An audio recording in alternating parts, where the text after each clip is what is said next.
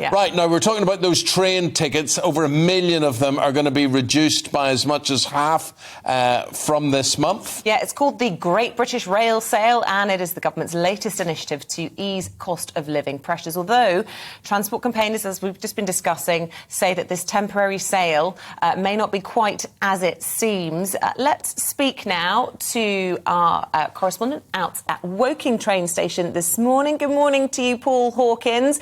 So is this good news, or is this a bit of what was the gimmick. word? A gimmick. Yeah, morning, Isabel. Morning, Eamon.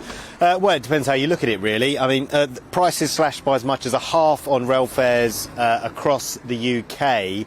It lasts from the 25th of April to the 27th of May, so about a month. If you're travelling from Newcastle to London, for example, it costs you as little as a tenner. London to Edinburgh, £22 instead of £44. So there are savings to be made, and this does come after the highest train fare rises for 9 years. They went up by 3.8% in England and Wales last month. So the Campaign for Better Transport says this is great, it's excellent, but really we need an end to annual fare rises and a review of tickets and travel prices.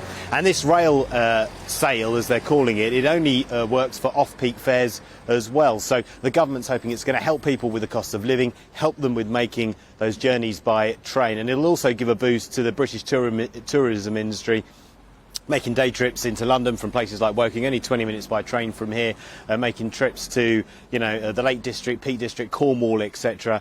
And it'll help out with the British tourism industry, which of course is recovering from the pandemic. But 285 million journeys made by train last year in the last 3 months of 2021. So that's 62% of pre-pandemic levels.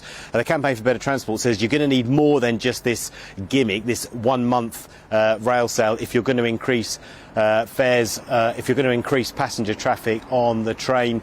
But only 2% of all trips, and this is a key statistic when we talk about bringing rail fares down, about the government trying to force rail fares down. The government for many years has been getting us, the train user, to pay more of the cost of a train ticket instead of subsidies from the government through Network Rail, because in 2019, before the pandemic even started, only 2% of all trips in England were made by train. So the government strategy for many years has been, if you take the train, you have to pay for the cost of taking the train and the cost of engineering works, and the state takes up less of the cost of the train rise. So that's the argument from the government. But in the meantime, in the short term, for the next month, they're putting in this rail sale, which means that some fares across England and Wales, some fares across Britain will be discounted.